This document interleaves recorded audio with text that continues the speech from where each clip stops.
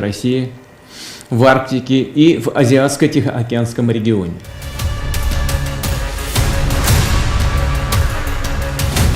America ने प्रशांत महासागर में ऑक्स यानी ब्रिटेन और ऑस्ट्रेलिया के साथ अपनी पार्टनरशिप को मजबूत किया है। इन दोनों देशों के बीच परमाणु पनडुब्बी को लेकर डील हो रही है और यही बात पुतिन और चीन दोनों को परेशान कर रही है। अमेरिका कह चुका है कि प्रशांत महासागर में चीन के ख्वाब को चकनाचूर करने के लिए ऑस्ट्रेलिया को परमाणु पनडुब्बी देगा।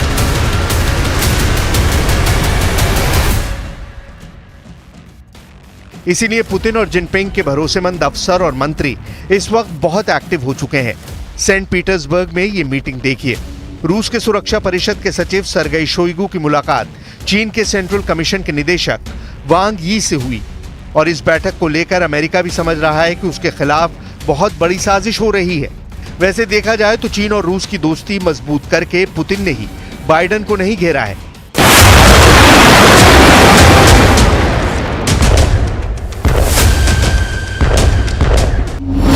यूक्रेन को लेकर डोनाल्ड ट्रंप ने भी बाइडेन की सरकार और उनकी वाइस प्रेसिडेंट कमला हैरिस को खूब खरी खोटी सुनाई है। प्रेसिडेंशियल डिबेट में ट्रंप ने क्या कहा और कमला हैरिस ने क्या जवाब दिया, दोनों की बहस काफी दिलचस्प है। So you understand, they sent her to negotiate peace before this war started.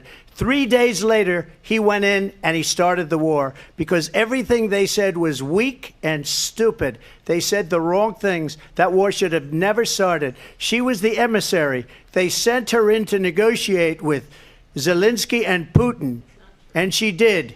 And the war started 3 days later. And that's the kind of talent we have with her. Yet again, I said it at the beginning of this debate, you're going to hear a bunch of lies coming from this fellow. And that is another one.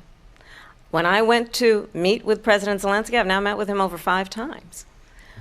The reality is it has been about standing as America always should, as a leader upholding international rules and norms. That the alliances we have around the world are dependent on our ability to look out for our friends and not favor our enemies because you adore strong men instead of caring about democracy. खैर, America में राष्ट्रपति पद के चुनाव में अभी वक्त है, लेकिन पुतिन ने अमेरिका को हिलाने की कोशिश अभी से शुरू कर दी है। पुतिन ने बता दिया है कि यूक्रेन ने अगर F-16 और अटैकम जैसे लॉन्ग रेंज वाले हथियार का इस्तेमाल किया और रूस के अंदर तबाही मचाई तो बाइडेन बहुत ज्यादा पछताएंगे।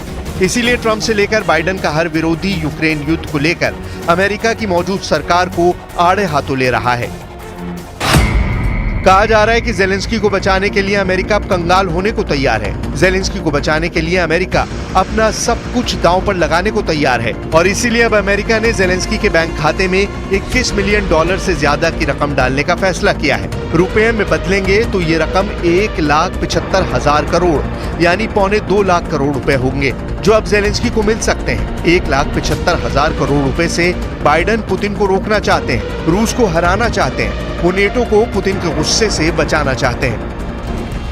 कीव पर हमले हो रहे हैं। खार्किव पर कब्जा करने के लिए पुतिन तैयार बैठे हैं। ओडेसा में रोज मिसाइल गिर रहे हैं। पोक्रोस्क और पुल्तावा पुतिन का नया टारगेट बन चुके हैं। लेकिन बाइडेन तो हथियारों की शक्ल में जेलेंस्की पर डॉलर की बारिश कर रहे हैं।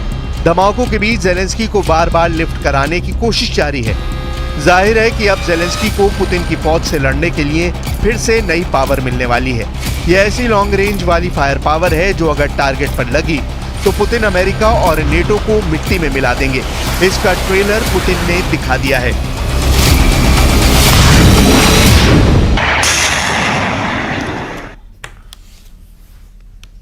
रायपुर से बड़ी खबर आपको बता रहे हैं, सीमेंट कंपनी का चीफ मैन्युफैक्चरिंग ऑफिसर गिरफ्तार किया गया है।